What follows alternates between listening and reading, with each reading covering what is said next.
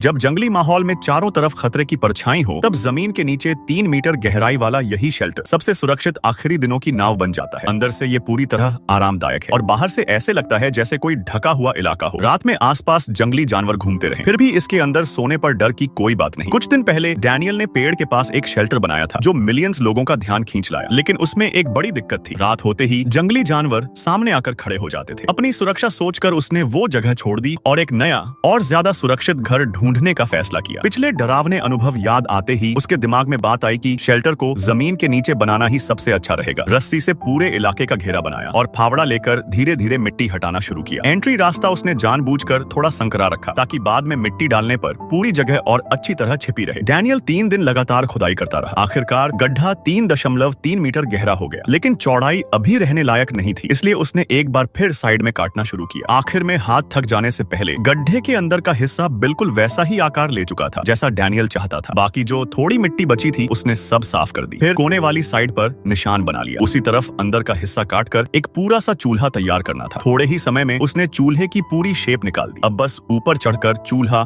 और धुएं का रास्ता बनाना बाकी था। ये काम भी ज्यादा देर नहीं लगा। इसके बाद आया गर्म रखने का सिस्टम। पत्थर दिखने में भले ही बिखरे हुए थे, लेकिन डैनियल के हाथों से वो प्रोफेशनल टीम जैसा बिल्कुल बढ़िया बन गया। जो पत्थर बच गए थे उन्हें उसने ऊपर जमा दिया। धुएं की नाली के ऊपरी हिस्से के तौर पर ऊपर तक अच्छे से जमा कर फिर मिट्टी से ढक दिया ताकि बाहर से देखने पर सब कुछ बिल्कुल नेचुरल लगे। एक नजर में ही समझ आता था कि ये धुएं की नली काफी बढ़िया चलेगी, और बिल्कुल वैसा ही हुआ। अब धीरे धीरे पूरा कमरा बहुत जल्द एकदम गर्म हो जाता। अब शेल्टर काफी अच्छा तैयार हो गया था। सिर्फ एक दिक्कत, नीचे उतरना और ऊपर चढ़ना अभी भी थोड़ा मुश्किल था। इसके लिए आसपास उसे एक सूख कर गिरा हुआ पेड़ मिल गया। उसकी छाल और गांठें हटाकर उसे सीधे एंट्री जगह पर फिट कर दिया ताकि पूरा स्ट्रक्चर संभाल सके। सीढ़ी बनाने के लिए जो लकड़ी चाहिए थी वो थोड़ी पतली ही काफी थी, क्योंकि उस पर किसी को बैठना नहीं था, बस अंदर आना जाना आसान हो जाए, यही काफी था। ये सर्पिल डिजाइन जगह भी बचाता है और कुत्ता भी आराम से ऊपर चढ़ सकता है। सच में कुत्तों को भी ज्यादा समय नहीं लगा समझने में कि यही उनके नए घर का रास्ता है। ये हो जाने के बाद डैनियल ने मोटी लकड़ियों को बराबर लगाकर बिछा दिया ताकि बेड का बेस बन सके। अब पूरा काम खत्म होने में बस एंट्री और दरवाजा बाकी था। उसने पहले एक लकड़ी खड़ी लगाई और उसी पर टिकाकर बाकी लकड़ियां फिट कर दी। ऊपर की जो छोटी छोटी जगहें बची थीं, उन्हें भी उसने पहले की तरह मिट्टी से बंद किया। मिट्टी का हल्का पीला नारंगी रंग भले ही दिखाई देता था, लेकिन ऊपर सूखी घास और पत्ते फैला देने पर वो बिल्कुल जमीन में मिल जाता था। लेकिन खुले गड्ढे का मुंह उसे बिल्कुल भी सुरक्षित नहीं लगा, इसलिए उसने जल्दी से कुछ टहनियां रस्सी से बांधकर गोल शेप बना लिया। अब सवाल था, ढक्कन किससे बनेगा? इसी सोच में उसकी नजर पास पड़ी छाल पर गई। वो छाल बिल्कुल नेचुरल कैमोफ्लेज थी, गड्ढे को छिपाने के लिए परफेक्ट। लकड़ी की अजीब शेप जंगली जानवरों को अंदर आने से रोकेगी भी। उसने ऊपर सूखे पत्ते फैला दिए और देखते देखते रात हो गई। चारों तरफ जंगल की आवाजें भर गईं, लेकिन अब उसके पास पूरी तरह सुरक्षित घर था जहां वो आराम से अंदर बैठकर खाना भी बना सकता था।